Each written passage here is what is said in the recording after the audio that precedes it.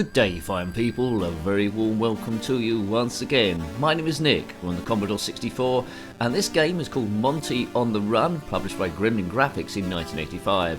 It's a sequel to Monty Mole, which came out in 1984, which we haven't reviewed on the Commodore 64. We have reviewed it on the ZX Spectrum though. This music playing is by Rob Hubbard. A game also came out on the Amstrad CPC. It's a platformer where you need super duper timing. But the storyline is, as you see, a somersaulting mole here.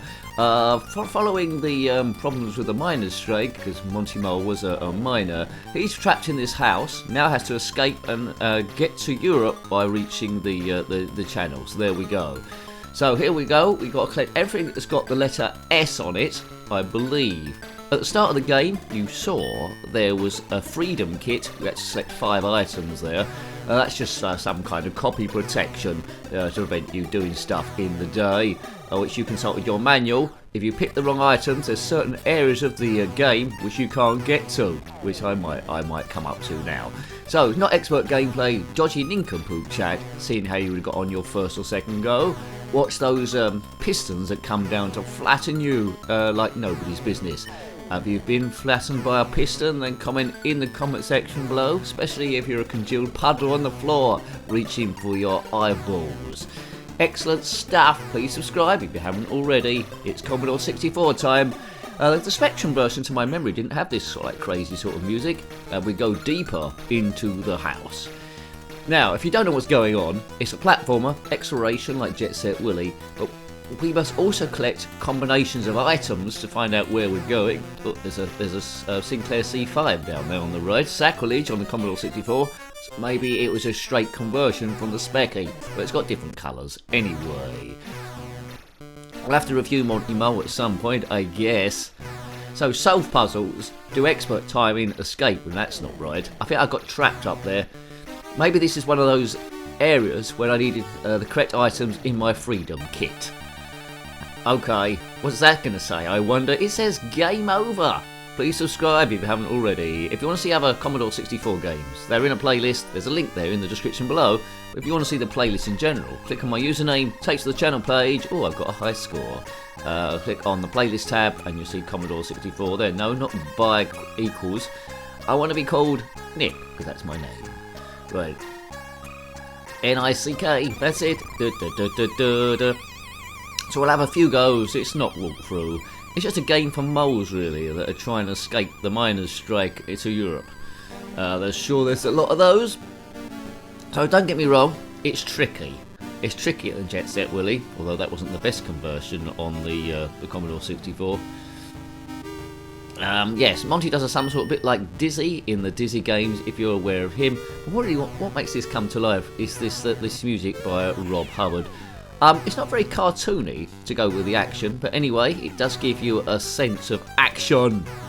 There's quite a lot going on here with this tune. If we step on the water, I think we will sink. Oh, I'll prove that wrong. Maybe I'm there when near some pixels. Let's get over old Big Nose. Oh man, I can't get over old yellow Big Nose. Oh god, if you're yellow and got a big nose, then comment in the comment section below. Are you going backward and forward in a platformer game trying to kill moles? Could do. Right, there's a few mole games. I don't think they all come out on the Commodore 64, I might be wrong. We've got Monty Mole, there's Monty on the Run. On the Spectrum at least, the one after this, when he has escaped to Europe, is Off Swedesane Monty. Yes. Right, okay. How far can I get in this game? We do not know, we just do not know. If you have completed it, then show off in the comment section below. If you clicked on this after seeing a walkthrough, well, this is the worst gameplay ever. We're stress busting. Remember, it's how you would have got on as a nincompoop kid who knew nothing on your first or second go. Hooray! I never had a Sinclair C5. There's a cake down there. I wonder what that does. Lives in the middle there. It says 3. Score in the left. High score in the right. So I scored a massive 500 points on my first go. Graphics are good. Movement is good. Playability tricky. So there's a few kids that might have played this and not got beyond the first few screens. If so, that's pretty similar to what my gameplay is now. But in a time when you didn't have that many games, because they was quite expensive for kids' pocket money, and they was in the box, you would have played it over and over again with no worries about going to work. or rent or bills or anything like that, so you could have got a bit good on it. Have a look at the enemies there, try and appreciate those. Got a cyan flying thing up and down, looks like a bit like a lemming. You got old yellow big nose, you got a cup of tea, and you got a game over sign. Game over again. Goes a brief here. So it's not on a timer. Unlike Jet Set Willy, it's not telling you how many items you've got to collect. There's the Freedom Kit back there, so you look at the manual, see which ones you need to select to get beyond certain screens in the game.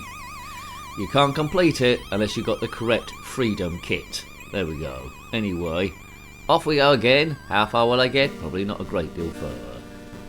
It's a good game overall. It's got a lot of character to it. One of the better ones. Not sure what it would have scored back in the day because I keep away from the reviews just in case I become biased. But I quite like the thing despite its difficulty. I'm a sucker for these sort of like platformy style games. Back in 1985, you know, at time recording, getting on for 40 years. Doesn't that make you sound old if you played this back in the day? 40 years old. There's still a homebrew Commodore 64 market, not as lively as the ZX Spectrum one. I was a Spectrum owner back in the day, but I was never one of those ones that got into arguments over what was the best system. I'm a connoisseur. I can appreciate both the systems. Here we go. The only time that is valid with VHS versus Betamax. Curse you, Betamax people, and your terrible system that went out of date. But Commodore 64 could do some stuff the Spectrum couldn't do.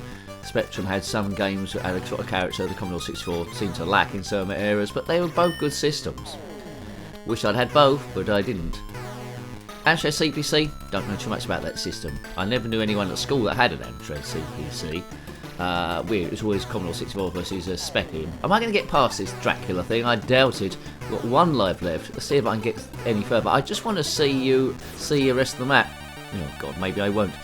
There is a cheat that works on some versions where on the high score chart you type in I want to cheat. I don't think it works on this version I've got here, unfortunately. But anyway, I think it might give you immunity or infinite lives. Congratulations, your position is 44, which is irrelevant, because once you reload the game, it doesn't make a great deal of difference. Scores are relevant in this game. You just no one's going to keep a note of their scores. You just want to complete the thing or see as many rooms as you possibly can. And I think that's how a lot of kids would have seen it, wandering around these exploration games. Dynamite Dan's another one. Technician Ted. Just keep wandering around, see as many screens, Brian Bloodaxe, as we possibly can. I'm going to keep mentioning random ones now, aren't I? Ba-bum, ba-bum. Got on. 1985, mid-80s. My favourite era is the early 80s, so 85.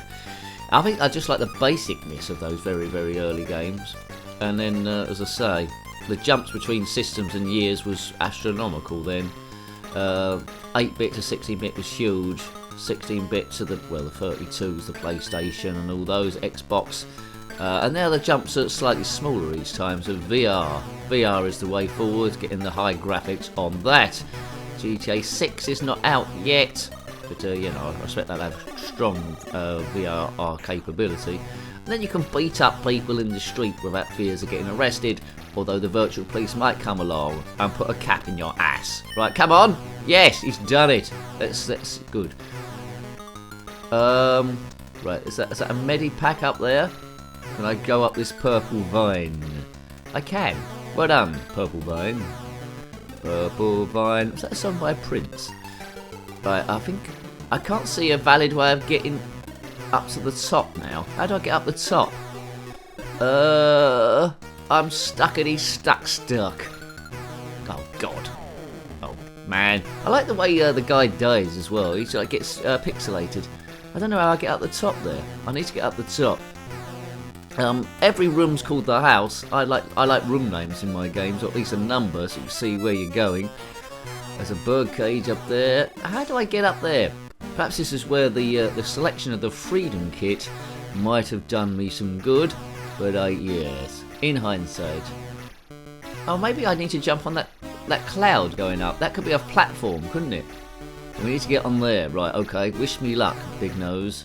Not this yellow big nose. Right, I need to get on there. God, look at this. This is mightily difficult. There's two things coming backward and forward, and then a floaty cloud. Oh, come on, get on it. No.